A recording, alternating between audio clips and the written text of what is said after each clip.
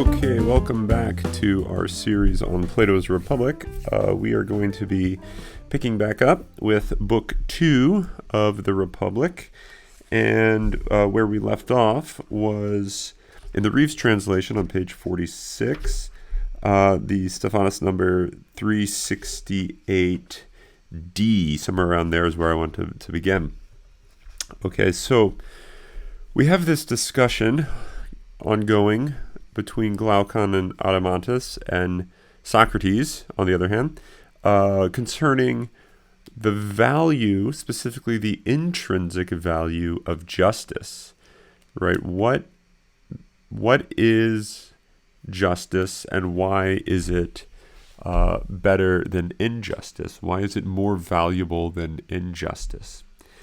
And what Socrates does here at this point in the dialogue is he makes, as I alluded to at the end of the last podcast, an interesting kind of maneuver. What he does is he turns to an analogy, which we're all familiar with. Analogies, they're sort of examples to illustrate a point in a different context, maybe slightly different relationships going on or what have you, but it's still illuminative or informative to a certain extent. And so an analogy is in some ways truth bearing, meaning it contains some truth to it if it's a good analogy, right? It carries some understanding, some truth to help you see what the original point that was being made, what that was.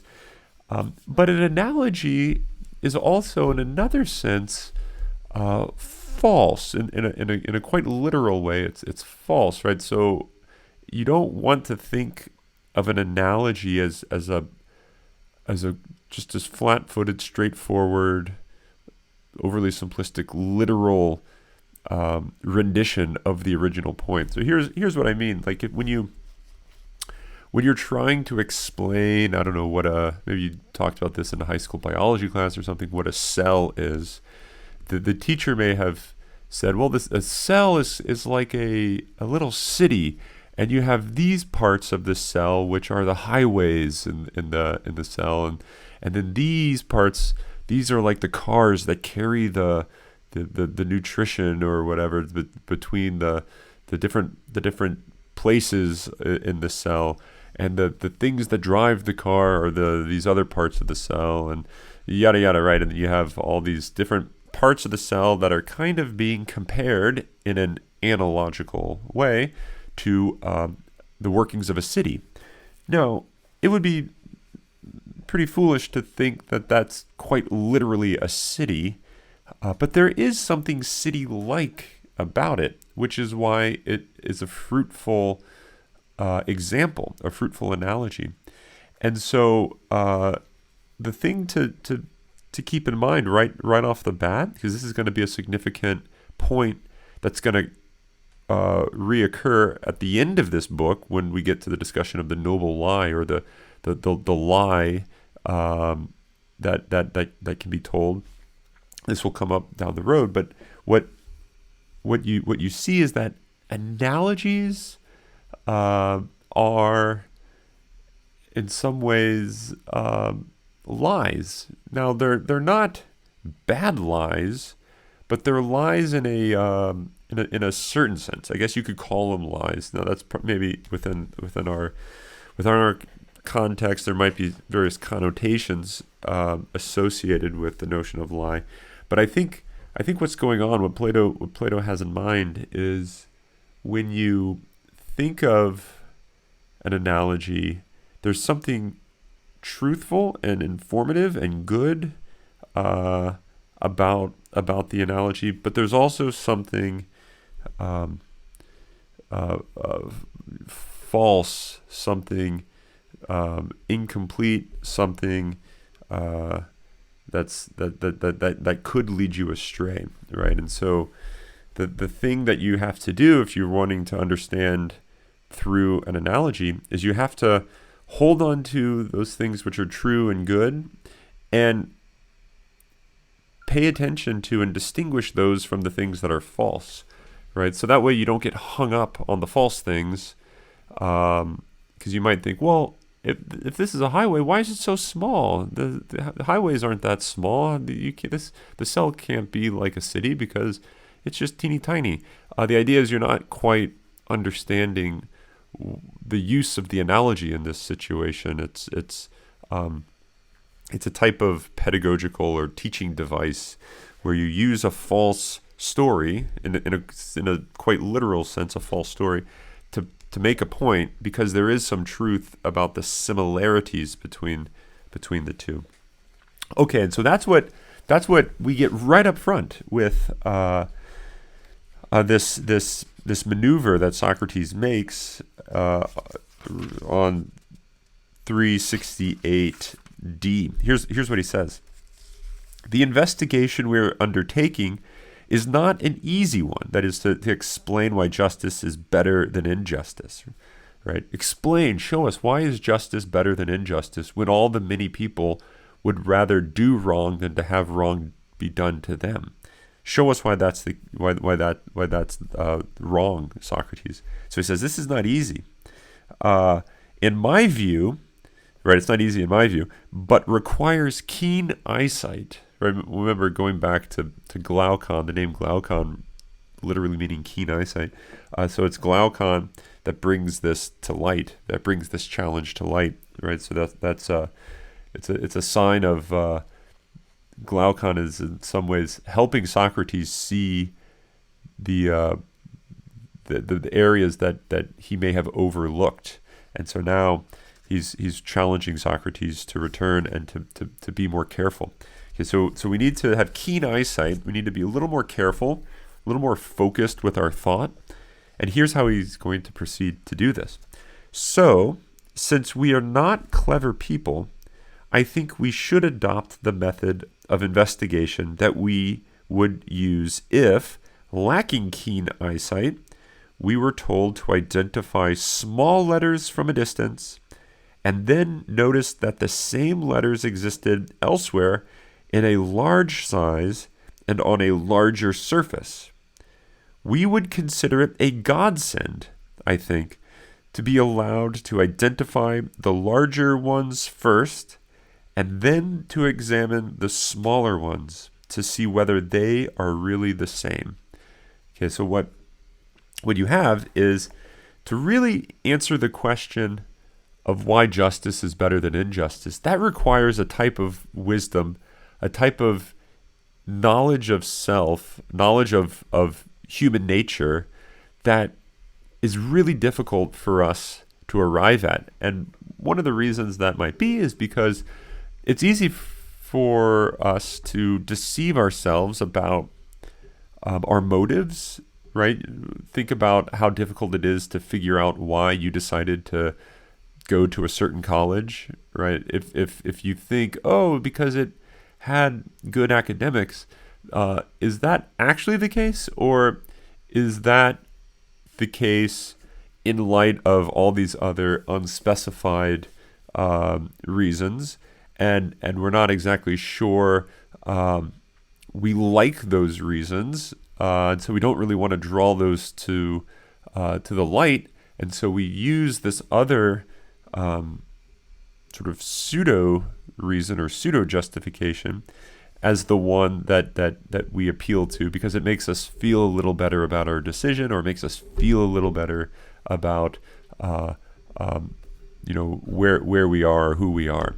Okay, and that's really hard for an individual to be completely 100% honest with themselves, to really understand what it is to be human. That is, whether they themselves really do desire justice over injustice, because it's easy to say it and not actually mean it, right? So think about the number of times that you may have said you believe something, but then deep down, when your friends aren't around, you start to wonder, do I actually really believe that or not? And you start to question that, and you realize you're kind of scared because you spent your whole life saying you do believe this, and now You're finding yourself questioning it.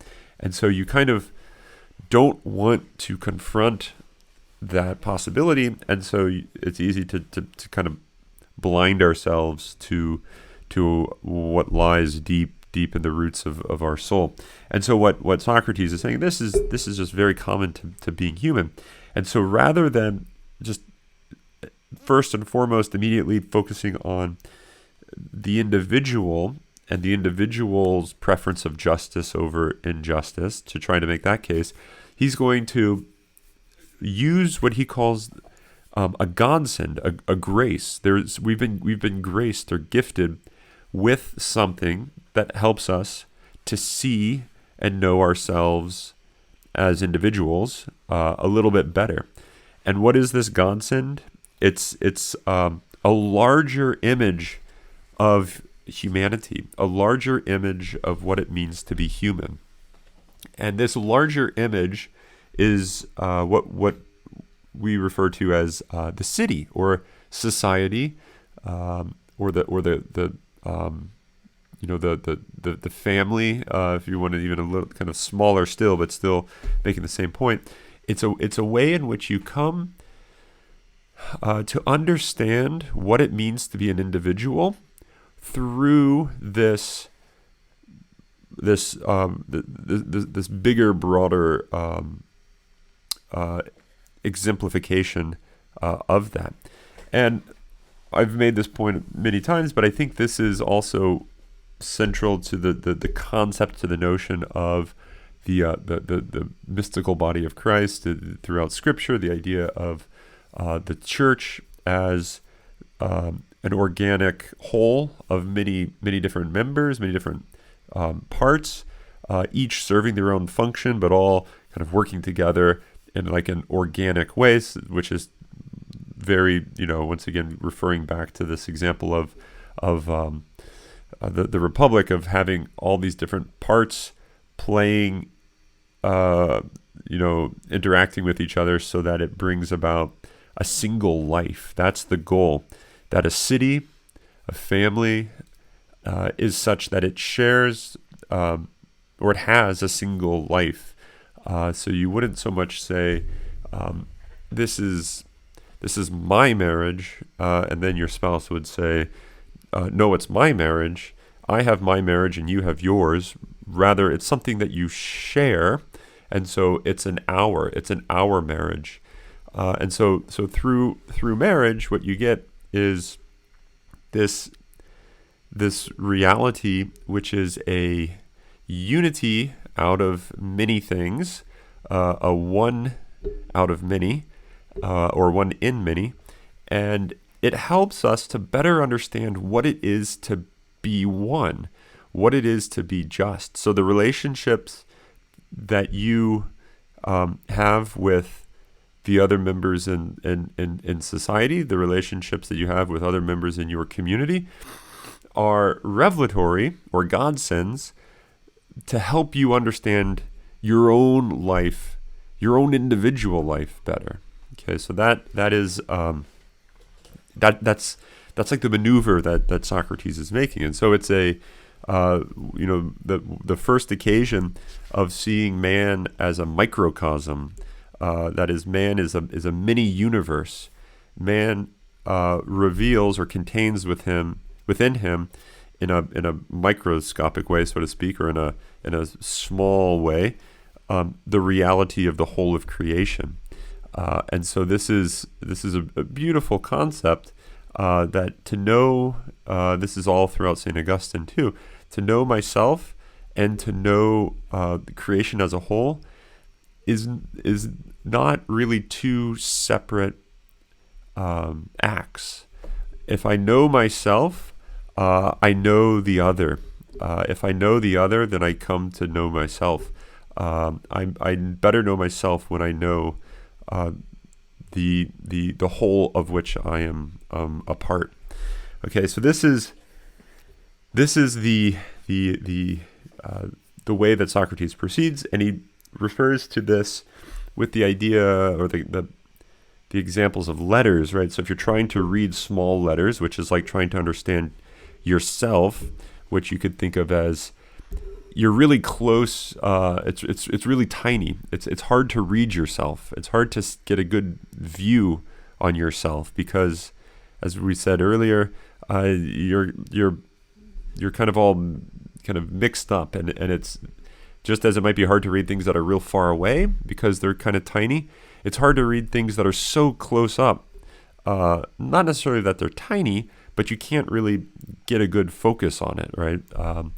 And that's, I think, the case here, is that it's hard for us to read the letters or the logos of our individual existence because we're sort of too close to it, and so we need to see it in an image.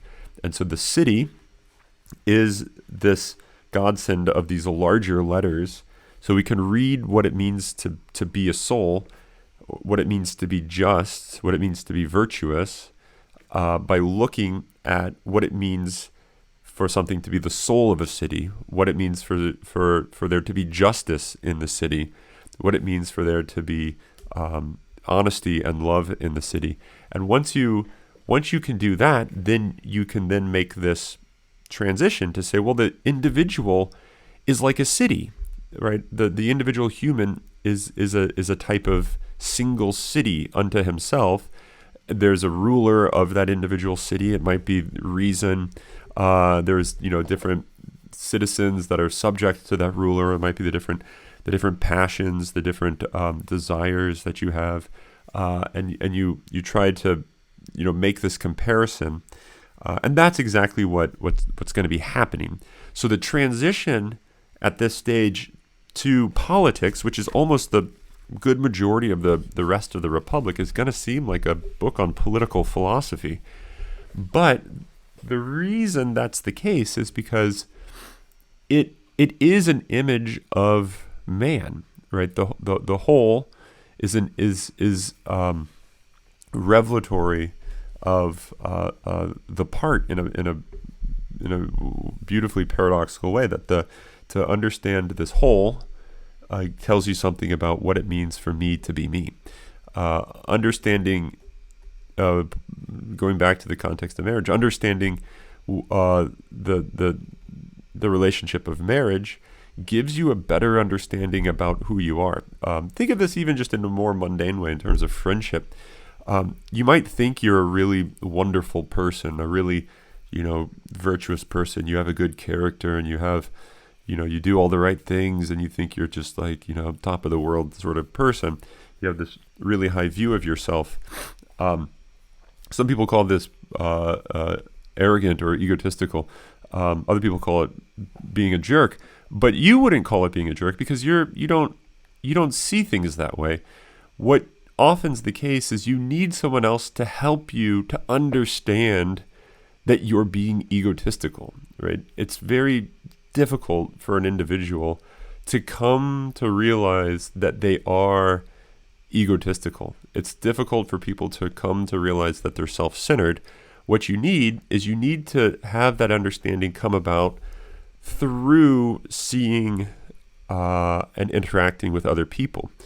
If you were to stop and realize that all these people that you're interacting with, that you call friends, they don't want to hang out with you. They don't like talking to you.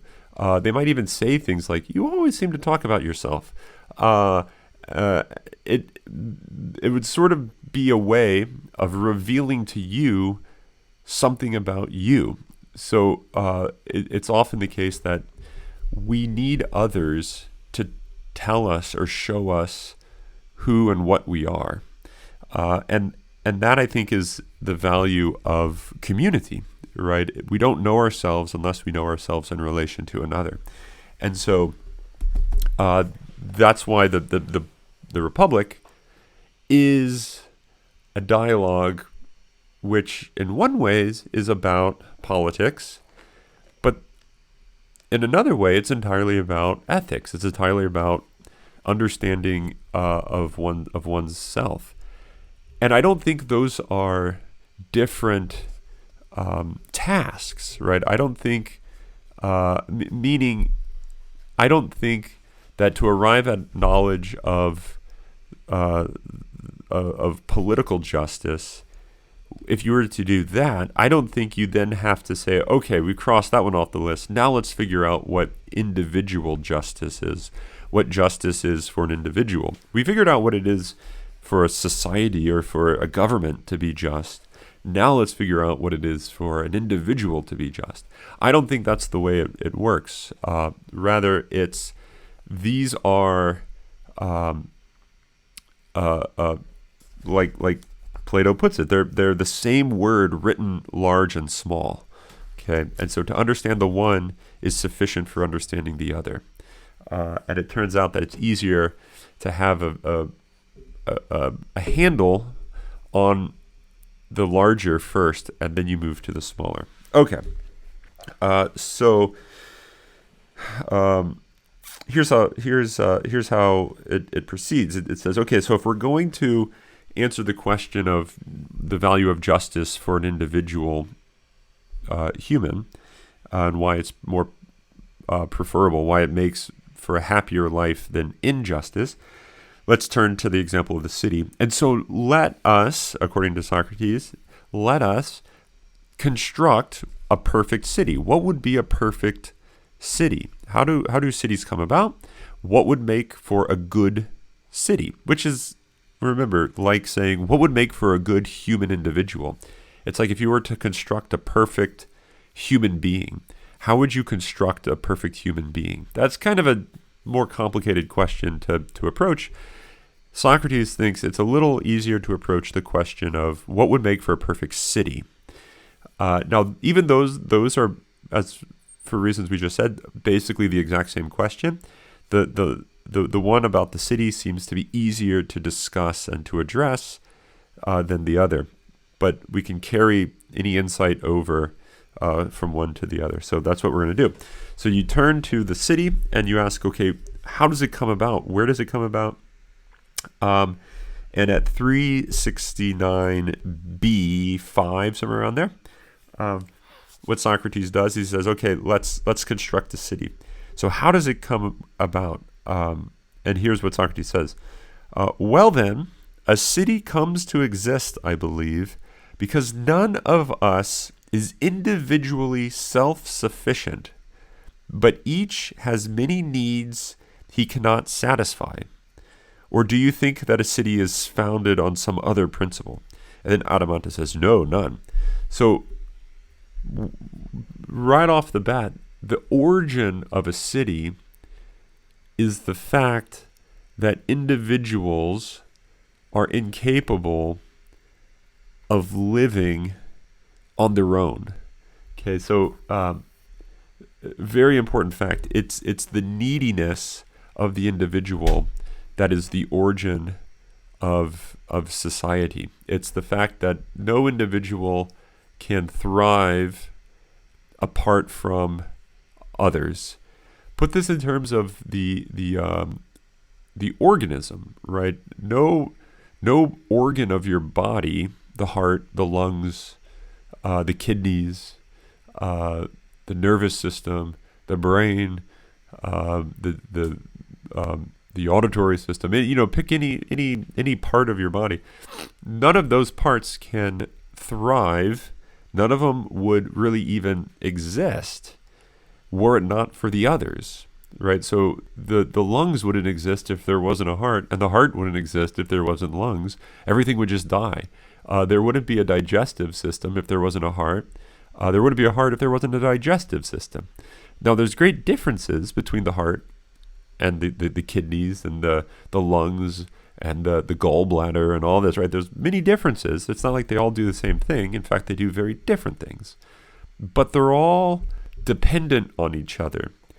And what's interesting is that their goal is all the same, right? Even though they have different jobs, they have different functions or purposes, they have a single goal, right? So the heart, in one way, you could say, the goal of the heart is to, pump blood. And the goal of the lungs is to, take in oxygen and put oxygen into the blood.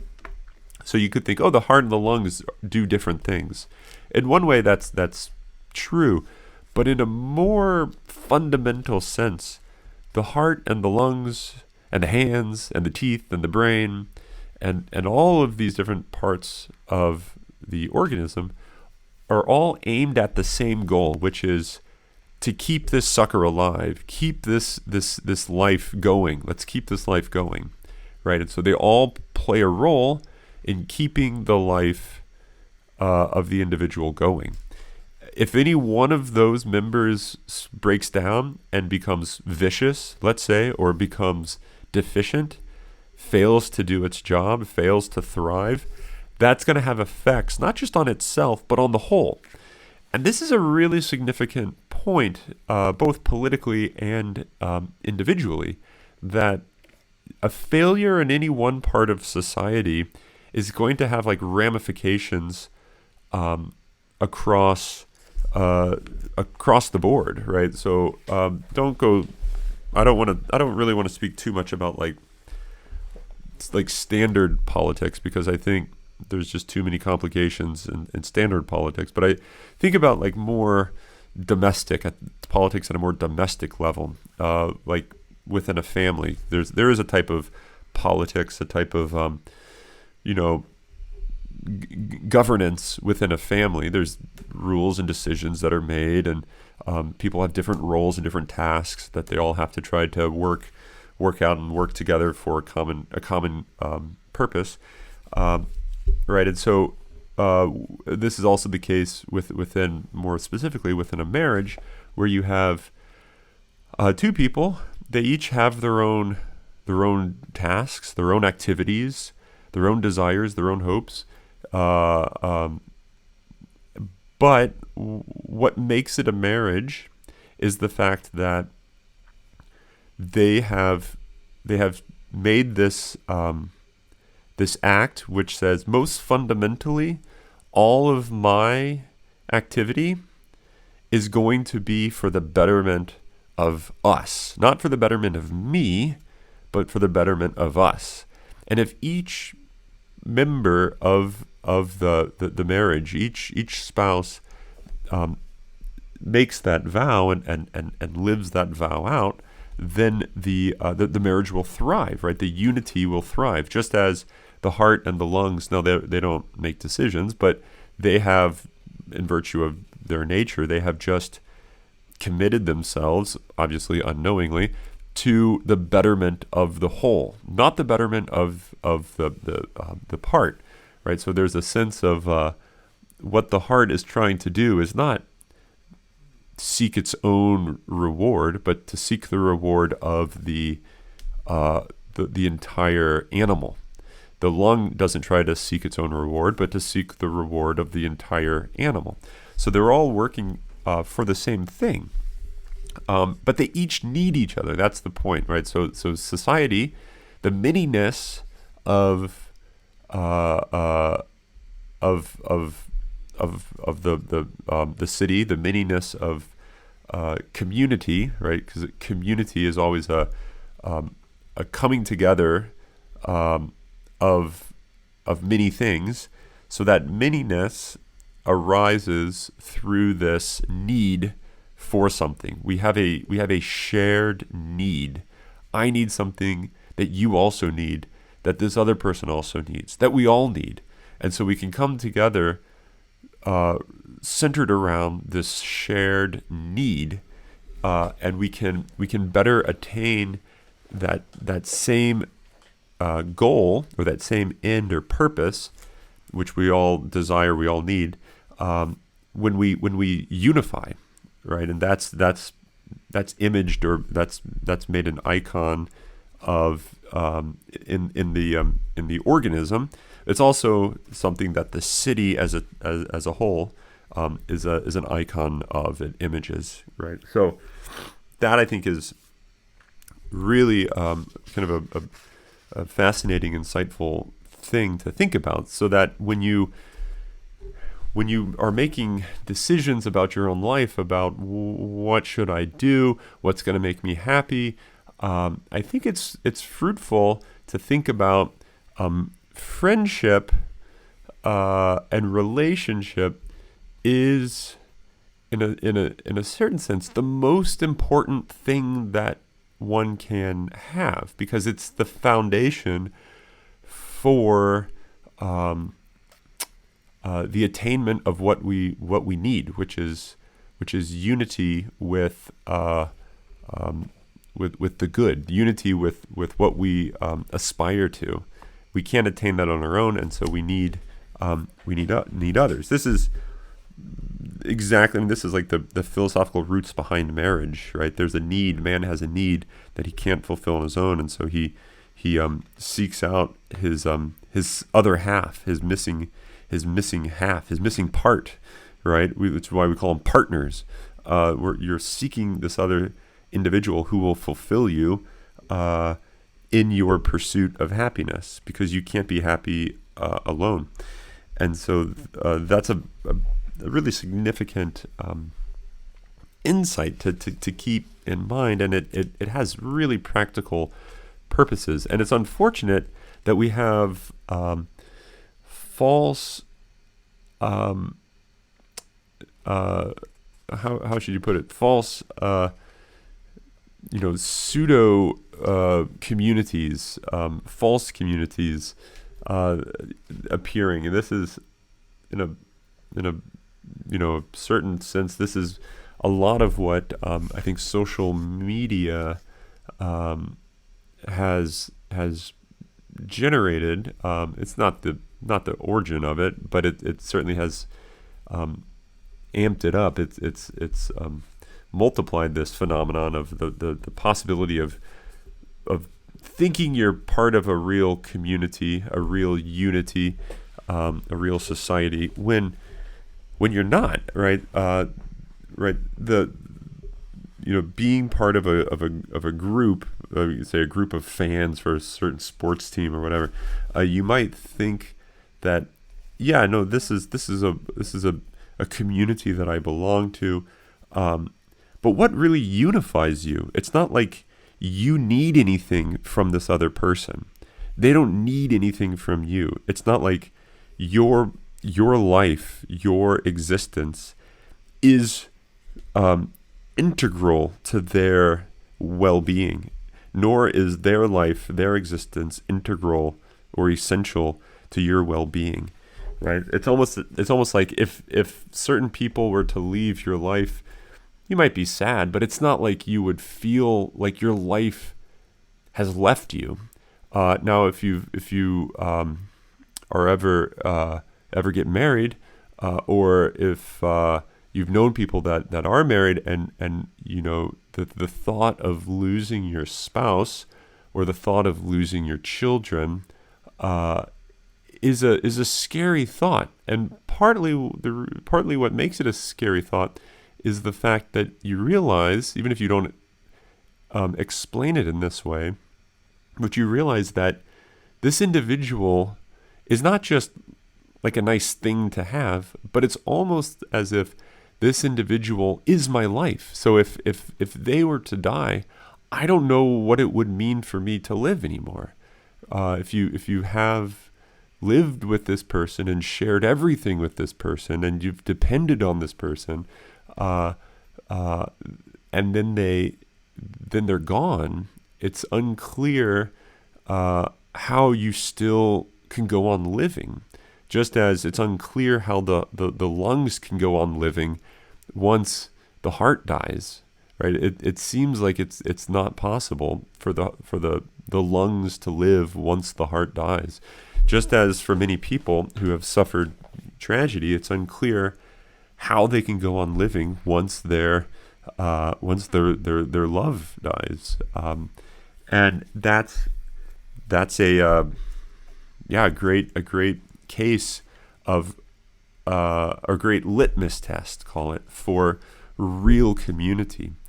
Can you identify relationships that are such that if you were not to be a part of that, you would feel like you have no life left? Not biological life, but you don't know what would be the point of living. You don't know how you would thrive or be happy without that relationship. Now, this is not a perfect like one-to-one, like if you can identify these, then that means these are like real communities, because sometimes we're mistaken about what we really need in order to be happy. But it is kind of a good litmus test to think about those relationships. And if you don't have any of those, like, oh yeah, no, I'd be sad if my parents die, but it wouldn't really affect me too much. And I'd be sad if I lost my friends, but I bet I could probably, get over it in 2 weeks or so. Obviously, no one wants any of their friends or loved ones to die. It's kind of a morbid thought. But what this does is it helps you to better understand how much of your life is shared with the life of another. And if it's the case that you don't really think that you would lose a part of your life if you lost someone, then it's the case that your life isn't so much like wedded to theirs, or unified or united with theirs. And so the more that you have your life united with another, the more you're going to die when they die, in a analogical sense, right? This is also, I think, at the heart of the relationship between Jesus and Mary, Christ and his mother. The idea of the pain that's shared with the death of Christ is seemingly the loss of the Christian's own life, right? If your life is the life of Christ, then the death of Christ is your death, which is why theologically, we can speak about Christ dying the death of us all, because if you've put on Christ as your life, then when Christ dies, that is your death. And therefore, when Christ rises, it is your resurrection. So your life, the more that you unite yourself with Christ, his life and death and resurrection become yours. Now that's imaged, or made an icon in flesh and blood, in a real, mundane way, in our relationships of marriage and the relationships of community, right? So that's I think what's going on in this at this stage of the Republic, and that it's this notion of sharing in a single bigger life through our individual actions. And so there's different parts of the city, right? He talks about the farmers and the merchants and the guardians and all these people that have these different functions, and they all do their own function, and they shouldn't try to do the work of another. This is going to be something that's going to come up down the road. Just as the lung shouldn't try to digest food, it would be bad for the lung if it tried to digest food. The lungs should focus on what lungs do. Likewise, it carries over to the case of the individual, right? These different parts of your soul, the parts of your I'm going to call it your soul, but basically think of it as like your interior life. The part that's supposed to make decisions, the rational part, the reflective part, you want that to do its job. You don't want decisions to be made in a haphazard way, which would be like, if you just feel hungry, then you act on that feeling. It would be like letting the lungs do something that lungs shouldn't be doing, like digesting food, right? So there's an analogy that's being unfolded here. Okay, and so justice then is found, politically speaking, in the relationship between the different members of society. So the different craftsmen, the farmers, the merchants, right? They all have a function. They all have a role to play. And what justice does is it makes all these different roles come together so that you have a thriving society, right? The farmer makes so much food, more than he as an individual needs, but he makes this much food because he knows other people need this, and the the shoemaker makes shoes more than he individually needs because he knows other people need it. And then there's this merchant who's able to help with the trade of these different goods so that everyone gets what they need in exchange for the goods they have. And so then they come to this shared life together. They all kind of thrive in a way that can only happen if they, all agree upon and all act out this proper interaction, which is called justice, right? So if one member of society takes more than he needs and does more than he ought to do, or lies or cheats, it's harming the whole. Just as if the one organ of your body takes more oxygen than the other part of your body, it's going to stunt the growth of that other part of your body, which initially it might seem like for that one part, hey, it's not that big of a deal. I'm all beefed up now, and that other part, that's kind of a weak part. But what's going to eventually happen is it's going to cause the whole organism to collapse and to crumble, and it'll even lead to like the self-destruction of that individual part that was unjust. And so that, I think, is ultimately where Socrates is going with this.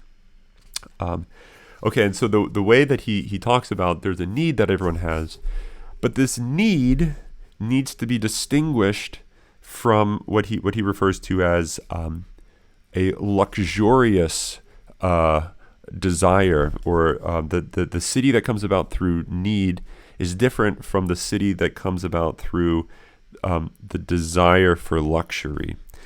And a lot of people that live don't just desire what is needed in order to be happy, but they desire more. And this is a great tragedy that think about what is needed in order to be happy.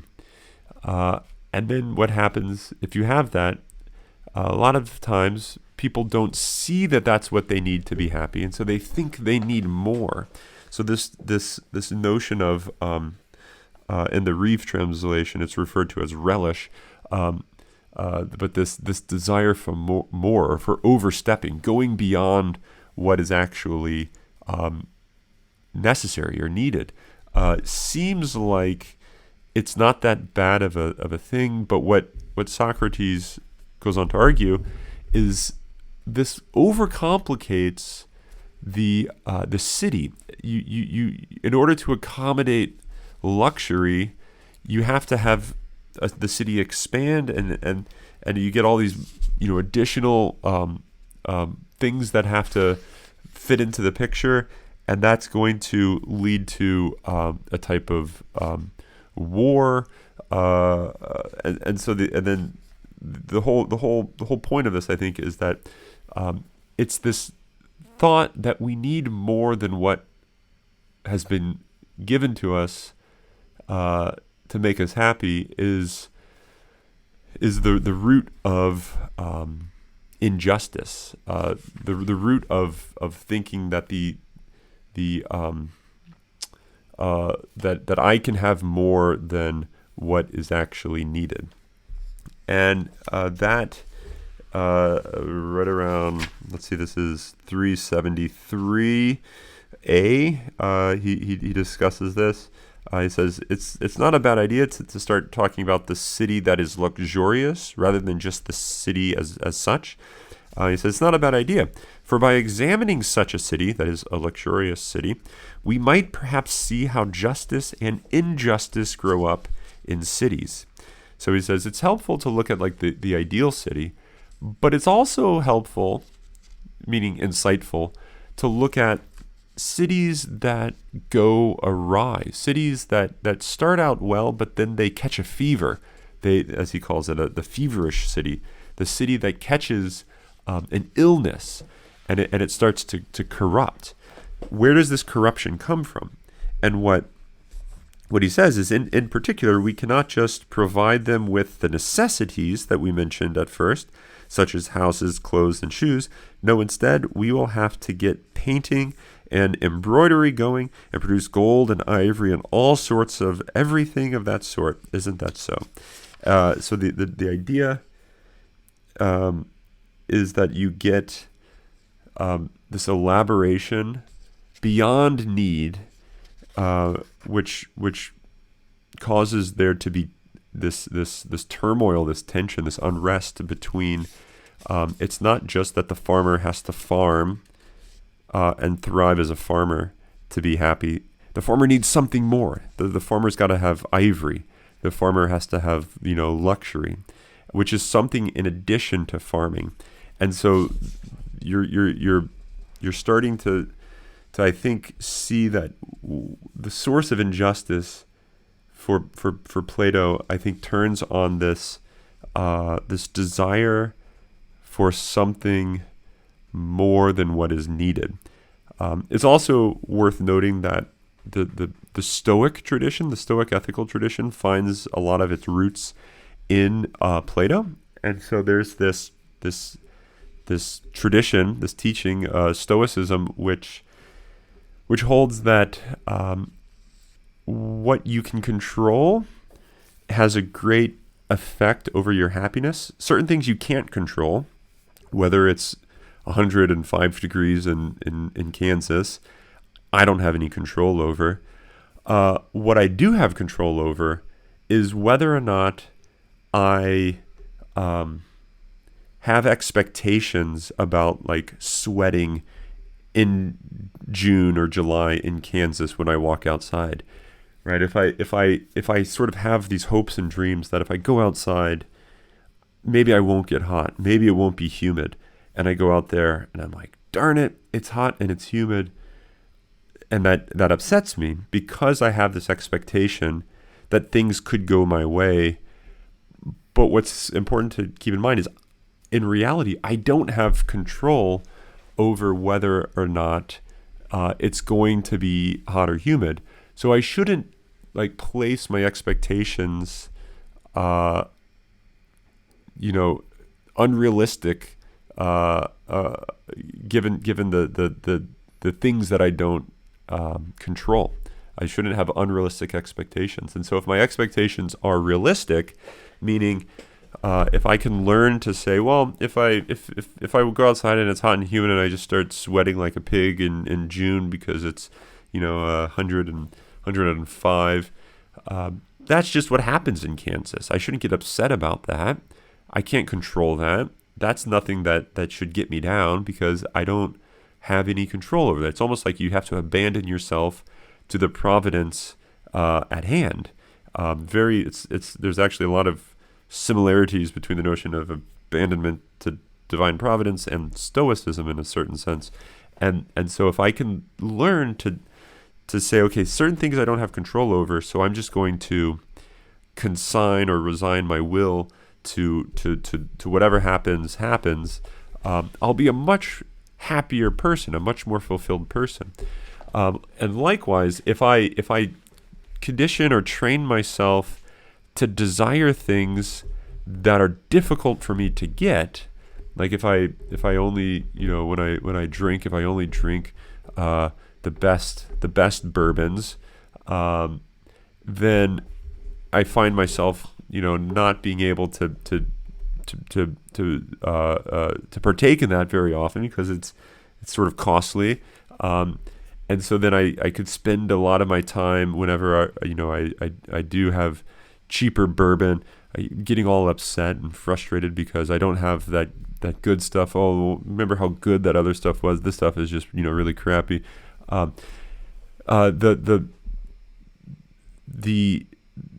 The actions that I've done that have made me expect or to think or to desire beyond what is necessary have the ability to make me not appreciate what I do have. And so the Stoic tradition was basically this attempt to find happiness in the things that you have control over, right? And not in the things you don't have control over. And that's kind of, I think, similar to what's happening here, is that happiness is going to be found in the need that we have in coming together for this shared purpose of forming a community in pursuit of our common well-being or common good.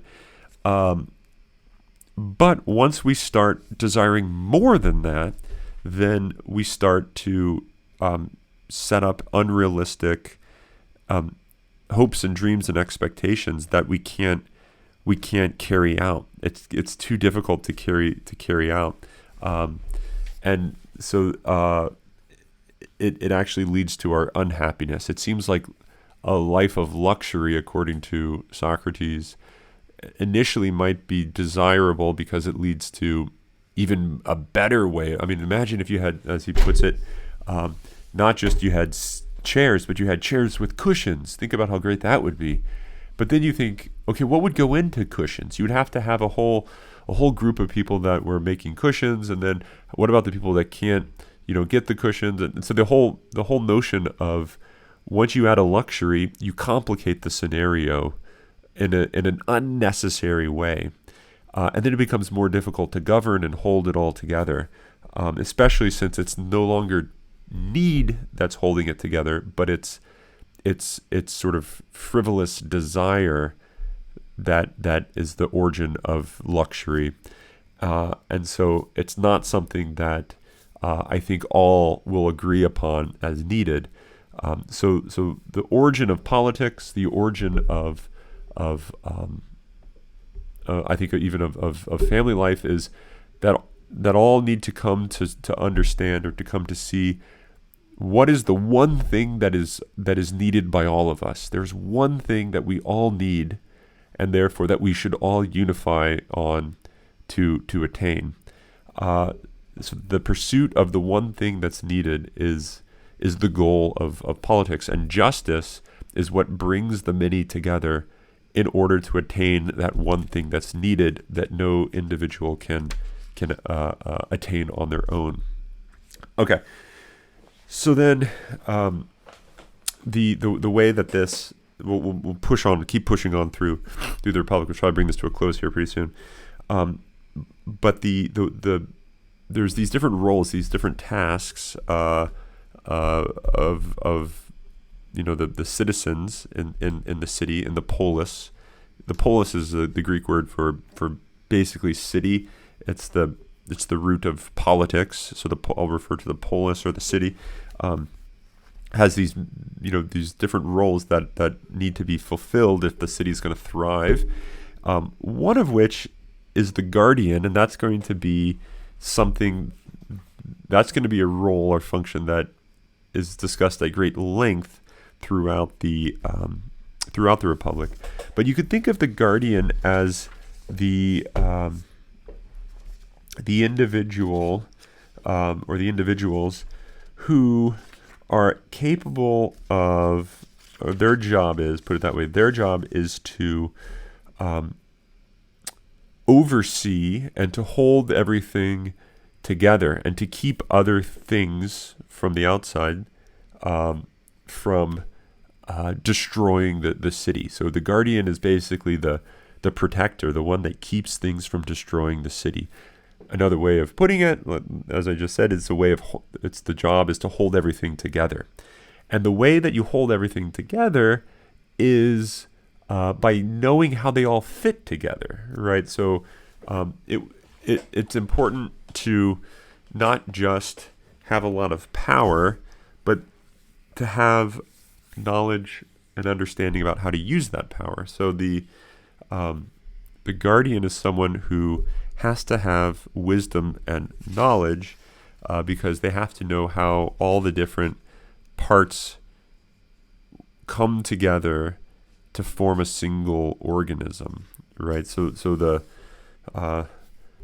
you could think of them as a type of ruler, but it's a ruler whose function or whose job is not to make the many things serve him, but for him to serve the many so that they can thrive and form a whole.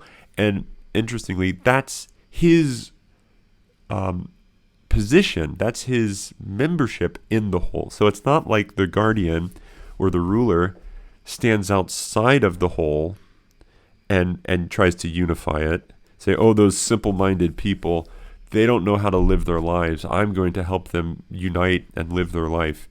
Rather, the guardian is someone who is able to be within the community, not on the outside, kind of lording his control, lording his guardianship over, but it's within the community, but whose function is to also then have a transcending view of the whole to bring it all together. And so this is why Socrates refers to the guardian as someone who has to be by nature philosophical. That is, they have to be by nature someone who's capable of loving wisdom, loving understanding. They have to desire to see the logos of things, or the logic of things, the reason of things. Right? These are all basically synonyms. The philosopher is the person who desires to understand the purpose or the reason behind why all things do what they do. The farmer only focuses on farming, right? Which is an important thing for farmers to do. The farmer has to focus on, when to plant, how much to plant, days to avoid planting, and all the details of farming and the care for the crops. The farmer doesn't worry about what the shoemaker's doing, and in fact, the farmer would probably become a bad farmer if it started worrying about other people. It'd be like the backseat driver type of principle that, whenever you have a backseat driver, the driver never drives well. And so each of these different members, these different parts, all need to focus on their own occupation, metaphorically, or their own function. It's the guardian whose function is what you can call a meta function in a way. Its function is to unite all those other functions into a whole.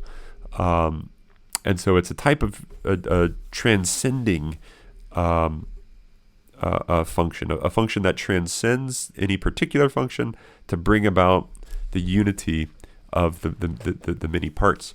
And this is once again thinking about the individual organism. You have all these different parts or bits and pieces of an organism, all these different organs that all have their own function, their own purpose, that get unified.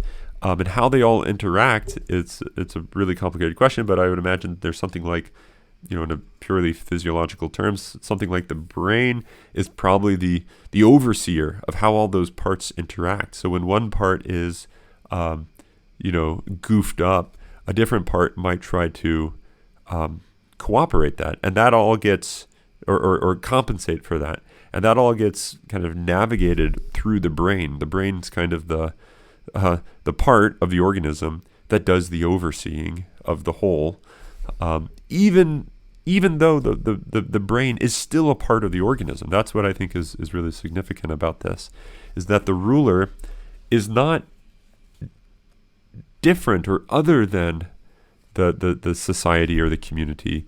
The ruler is a member of the community, but a member of the community which also can step back and oversee or transcend the various parts to kind of see it all together and to try to organize it all.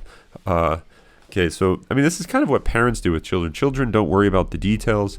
The parent is a member of the family, but it's a member of the family that also has to kind of step back and think about not just what we're doing today, what we're having for dinner today, but kind of plan things out long term. Whereas the kid, if you think about your own childhood, you wonder, man, it's kind of amazing how we always had food on the table. I guess it was my parents that planned that out. It's something kind of like that. The farmer might stop and say, wow, it's kind of amazing how we have this thing called society going. I guess it's the ruler that planned all that out, or the guardian that planned all that out. right? And so the one that brings all the different parts together so that they can mutually interact and engage with each other to bring about the joint fulfillment of a single life is the function of the guardian. And that's why the guardian must be philosophical, because it must be the one that's capable and even desirous, more so desirous of seeing. The concept of seeing is going to be important, but seeing or understanding how things are, why things are, the reason things are. That's all going to be important for the function of unifying.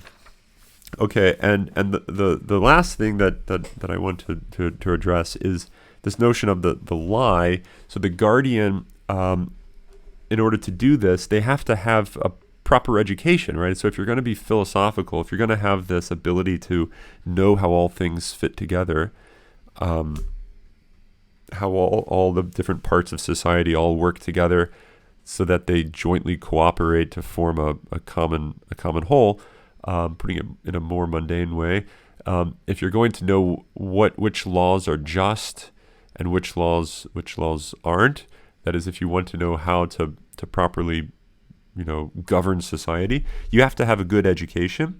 And so the guardians need to be educated well.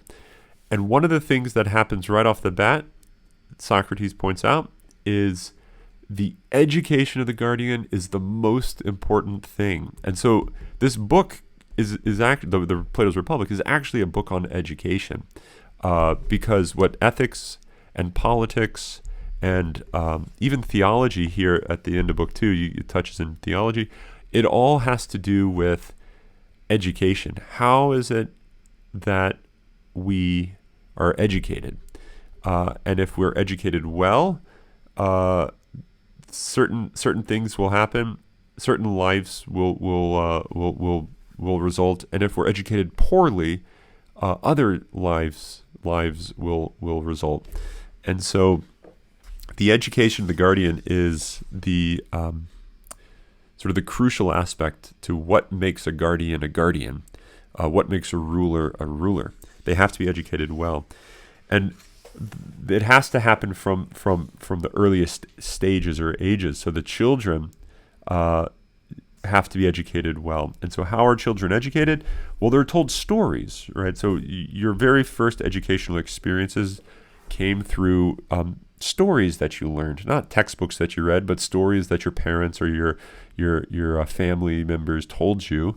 And what Socrates is pointing out is the stories have to be good stories, because there's this possibility of the stories lying or deceiving you, leading you to think that certain things are a specific way when they're actually not that way. Thinking that the gods can be bad when perhaps in reality it's not possible for the gods to be bad. And so if you were educated to think a certain way, then that's going to affect the way that you govern, right? Especially if you think a certain way about God, that's going to affect the way that you govern, because all things, it seems like what's going on here in the Republic, all things are an image of the good. All good things are an image of the perfection of good. So you could think about all things are in the image of God. And so if you have a false view of God, then that's going to automatically lead you to a misunderstanding of everything, right? All the parts are now going to be misunderstood. So if you think of God as greedy, then perhaps you would think of marriage and the relationship in marriage as greedy, because marriage is an image of God, and so if God's this way, then the marriage would sort of take on those characteristics, and so you would have to tell good stories to children if you're going to educate them well. And what good stories are is they're a type of lie, he calls it, as this is what we said at the very beginning of this podcast. There's a type of lie, but it's not a bad lie. It's a noble lie, meaning they're not exactly they're like Aesop's fables in a way, right? So that yeah, there's not talking wolves, and this isn't literally how the cow got spots, but there's a moral to the story. There's a point or a purpose or a reason to the story that is the whole point of telling the story in the first place. And so you tell these stories to children, and they're engaging and they're fun to listen to. And the purpose is that they pick up on the point of the story, not so that they can like hone in and hang on the false details, right? Because children will be able to wean off the false details as long as the logos of the story is true. That's what's going to stick with you. So if you tell bad stories which have a false logos, or if they're, as you would refer to it, as a true lie, a real lie, meaning not just the allegorical aspect is false, but the heart of it, the moral is false, then that's going to really deceive and corrupt children. They're gonna have a bad, corruptive education because they'll think that bad things are good and good things are bad, which is far worse, far more of a lie than if they think lions can talk, right? So the point is, it's okay to tell, quote, lies to people, to especially he has in mind children, but the lie is not so much like you're telling them something false, but rather you're telling them something allegorical, something that's an image, something that's an analogy for the point of being able to unite them with what's actually true, which is very different from the real lie or the true lie, which is you tell them something so that they don't arrive at what's true. That's where the danger or the trouble comes, and so the guardian needs to be able to know which, quote, lies are good and which ones are bad, or another way of putting it, which stories have a good moral and which stories have a bad moral, and that's going to ultimately lead you into this necessity of the guardians having to have knowledge of what's good, and knowledge not just of good things, but of what makes something good, what makes something true, what makes something, knowledge, or what makes something virtue. So the whole point of this is now moving into education, because it ties up with wisdom, and you can't rule unless you have this type of knowledge over how should these things, all these different parts, fit together. How is it that they would fit together in a way that would be good for it? The ruler has to have knowledge prior to being able to rule, because otherwise it'll formulate laws that could be self-corruptive. Okay, so that basically brings us to the end of book 2. We'll pick up next time with book 3.